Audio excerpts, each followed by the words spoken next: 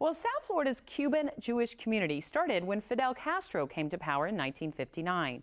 Today, there are 10 times more Cuban Jews living in our area than on the communist island. Now, an exhibition of candid photos of subjects performing daily tasks and rituals provides an intimate view of the people we've come to know as Jewbans.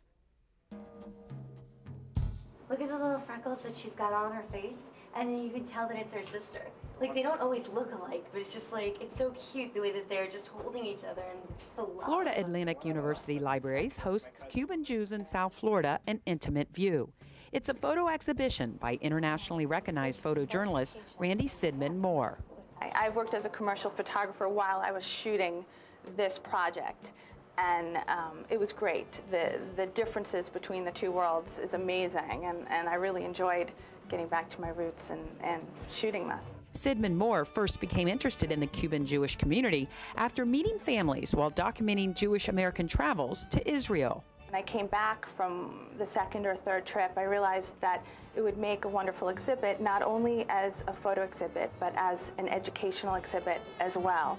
Because so many people, even those living in Miami, don't realize the extent of the Cuban Jewish population.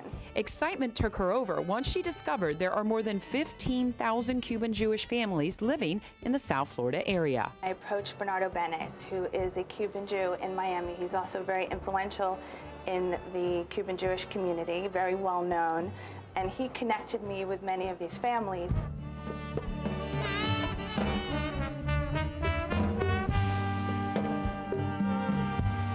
The photos expose a wide range of backgrounds within the community.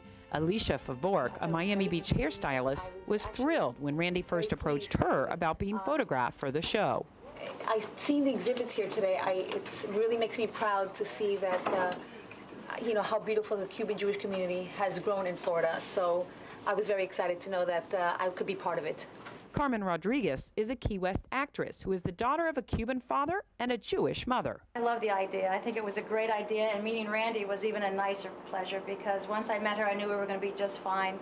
And she came to the show that I was in Key West, and she just took pictures backstage, up front, and everyone was very jealous because they wanted to know who this camera person was taking pictures of me all over the place, and what was I doing that I was getting my picture taken. So, and now I see it, and it's beautiful.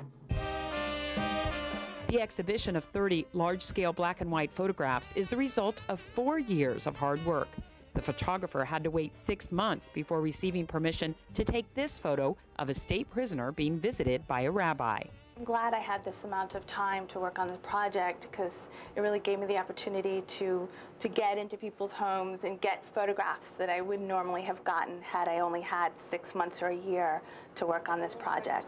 The exhibition gives students a rare chance to learn something about a community that began migrating to the area 4 decades ago. So many people come here, and it really is educational because they don't realize the extent of the community and how the Cuban Jewish community varies, because there really isn't a typical Cuban Jewish person. There's you know, Cuban Jewish people who were born as a Cuban Jew, those that converted, those that rediscovered their roots, those are that half Cuban and possibly half another religion or ethnic backgrounds. It's been amazing, actually. It's been better than I could have imagined, and hopefully we'll get the opportunity to show this exhibit elsewhere, and that's the goal, to have a traveling exhibit.